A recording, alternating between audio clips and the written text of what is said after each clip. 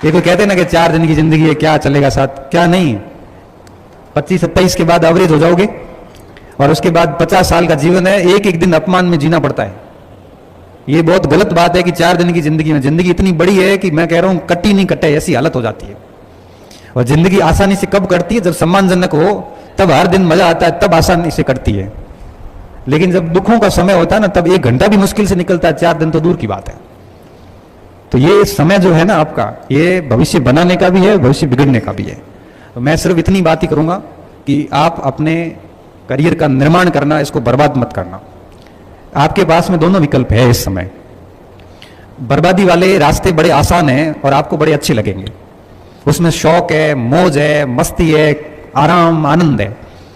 और जो भविष्य बनाने वाले रास्ते हैं वो बहुत कठिन है, उसमें 5 घंटे बैठना पड़ेगा, दोस्तियां छोड़नी पड़ेगी, मोबाइल बंद रखने पड़ेंगे, आंखों के आगे घेरे होंगे, कई सारे सामाजिक उत्सव वगैरह छोड़ने पड़ेंगे, कई लोगों को मना करने पड़ेंगे, अपने शौक आनंद खत्म करने पड़ेंगे। ये रास्ता मुश्किल है, इसलिए बनती कम लोगों की ये जीवन और बिगड़ती कई लोगों की। ऐसा नहीं है कि हमारे साथ सारे बने ही, हमारे साथ कई ऐसे एग्जाम्पल भी हैं जिनकी जिंदगी बिगड़ गई, ऐसी बिगड़ी है कि मैं उदाहरण नहीं दूं, उदाहरण दूं तो उनको समझ में आ जाता है कि किसकी बात कर रहा है। बहुत अच्छे अच्छे स्टूडेंट सिर्फ और सिर्फ गलत संगतियों के कारण बर्बाद हो गए। हमारे में और उनमें इतना फर्क था कि हमने कॉलेज टाइम से और उसके बाद से कभी पढ़ाई के साथ छेड़छाड़ नहीं की। आज 15 साल से जॉब कर रहा हूं, मेरे घर पे मेरी अपनी लाइब्रेरी है और उस लाइब्रेरी के अंदर लगभग 1500 से 2000 किताबें मेरे घर पे मेरी पर्सनल लाइब्रेरी बनी हुई है। और जब भी तनाव की स्थिति होती है या मन नहीं लग रहा होता है, क्योंकि हर व्यक्ति के जीवन में ऐसे चरण आते हैं, कई बार अच्छा लगता है, कई बार खराब भी लगता है, तो मैं मेरी लाइब्रेरी का हॉल खोलता हूँ। लाइब्रेरी को खोलने के बाद में किताबों को देखता हूँ, एक एक किताब देखता हूँ, फिर सोचता हूँ कि गांव से जब निकला था तो मेरे पास एक ओसवाल का बैग था, चाय वाला, चाय का बैग था घर से, एक ओसवाल का बैग था, उसमें 2 ड्रेस थी और मेरे पास कुछ नहीं था। और आज पीछे मुड़ के देखता हूँ तो 20 साल बाद मेरे पास आज 2000 पुस्तकों की, 1500 से 2000 तो हो ही जाएगी उसमें, पुस्तकों की एक शानदार लाइब्रेरी है।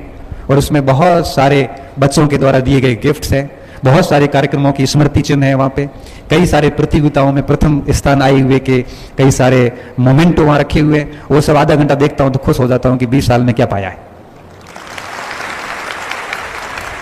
फिर दिमाग में आता है कि कुछ नहीं लाए थे और इतना कुछ किया है, तो मुझे खुश होना चाहिए, दुखी क्यों हूँ? और बस मन प्रसन्न हो जाता है और वापस छोटी सी एक आधी किताब बाहर निकालता हूँ, थोड़ी देर पढ़ता हूँ, फिर निकल जाता हूँ काम पे।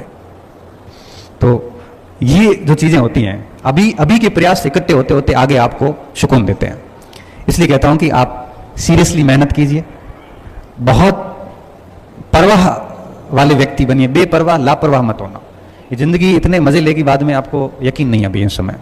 हमने ये बातें हम तब बोल पा रहे हैं, हम क्लासेस में देखते हैं, हम अनुभव किया है बच्चों को, हमने बहुत निकटता से देखा है, बहुत क्लोज बच्चों को देखा है। हमने 40% अंक लाकर बच्चे हमारे पास आके हमने उनको लेक्चरर बनते हुए देखा है, हमने उनको आरएस बनते देखा है, हमने 98% लाए हुए बच्चों को भी फेल होते हुए देखा है। ये सिर्फ बच्चों के ऊपर डिपेंड करता है कि आप कितना बढ़िया करते हो। इसलिए कहता हूं कि आपका जीवन सिर्फ आपका है, इसको बिगाड़ना मत, कोई गलत आदत नहीं डालना है। 6-7 घंटे रेगुलर पढ़ाई करो और ये पढ़ाई आप जारी रखिए,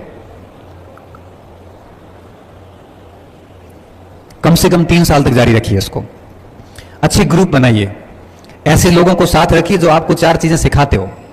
ऐसे व्यक्ति नहीं रखने जो ये कहें कि तेरा सिलेक्शन नहीं होगा, फिर किसका होगा? इसका नहीं होगा तो फिर होगा किसका? हम कैसे हुए?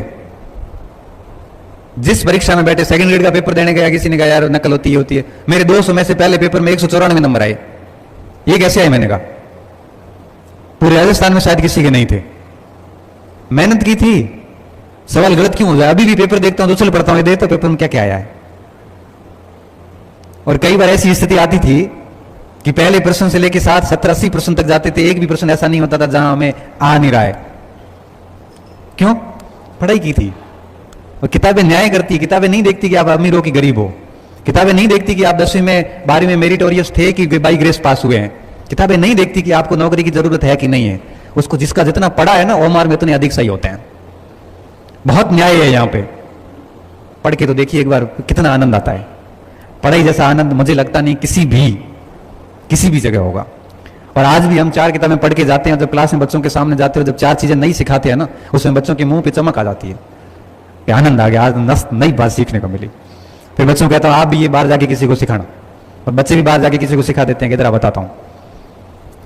तो आप बताओ, हकीकत बात यह कि हमारा जीवन आज की तारीख में ऐसे ही चल रहा है, पढ़ो पढ़ाओ, अपने काम करो, बाकी दुनिया जाए बाढ़ में, किसी से कोई मतलब नहीं, कौन क्या कहता है हमें कोई फर्क नहीं पड़ता, बस आप अपने स्तर पे सही होने चाहिए। अब मैं चाहता हूं कि आप में से किसी बच्चे का कोई सवाल हो और कोई दूसरा अपने पास माइक हो, तो मैं आपसे भी प्रश्न लेना चाहूंगा, क्योंकि मैंने मेरी बात तो रख ली, आपसे में से कोई बच्चा अगर प्रश्न करना चाहें तो 2-4 सवाल किए जा सकते हैं, क्योंकि मैं आपकी भावनाएं भी जानना चाहता हूं, और वार्ता सही तभी होती है जब दोनों तरफ से बात हो जाए। तो हाँ,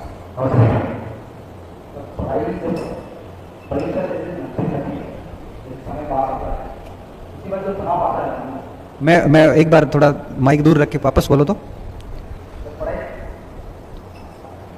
नहीं, अभी सही आवाज आ रही है। एग्जाम पास में आता है, एग्जाम पास में आते जब थोड़ा सा तनाव आता है। ठीक है, बैठो। देखो, 2 टाइप के स्टूडेंट होते हैं। एक वो होते हैं जिनकी बहुत शानदार तैयारी होती है। शानदार तैयारी का मतलब जिसने 5-6 बार कोर्स पढ़ लियो, 4-5 बार बढ़िया रिवीजन कर लिया हो, एक तो वो होते हैं। दूसरे वो होते हैं जिन्होंने बिल्कुल पढ़ाई नहीं की, जिसको उस परीक्षा से कोई मतलब नहीं है। जिसने पढ़ाई नहीं की है, कोई मतलब नहीं, उसको बिल्कुल टेंशन होगी नहीं। जिसने बहुत मेहनत की है उसको टेंशन होगी, और ये जरूरी भी है, क्योंकि टेंशन होना इस बात का सूचक है कि आप अपने करियर को लेके, पढ़ाई को लेके बहुत चिंतनशील रहे हैं। और ये तनाव तब तक रहेगा जब तक परीक्षा के स्टार्टिंग के 10 प्रश्न नहीं कर लेते। तो ये एक सामान्य प्रक्रिया बेटा, ये सब में होती है, ये मेरे में भी रही है, आप में भी रहेगी, सभी में रहेगी।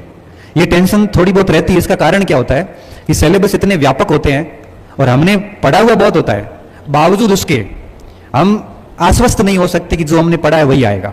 फिर डर लगता है कि यार इतनी मेहनत के बाद अगर पेपर हमारी अप्रोच से बाहर चला गया, हम फेल हो गए तो क्या करेंगे। ये टेंशन इसलिए होती है। अगर आपको कह दें कि इस किताब से पूरा पेपर आएगा, तब आपको टेंशन नहीं होगी। क्यों? क्योंकि आप उसको रट लोगे, आपको पता है इससे बाहर कहां जाएगा। लेकिन कंपटीशन में क्या है, आपने राजस्थान का प्रजामंडल पढ़ लिया, आपने ढंग से पढ़ा, आपने पढ़ लिया कि बीरबल दिवस बीकानेर में मनाया जाता है। अब उन्होंने प्रश्न कर लिया कि बीकानेर षड्यंत्र कांड के मुख्य अभियुक्त कौन थे।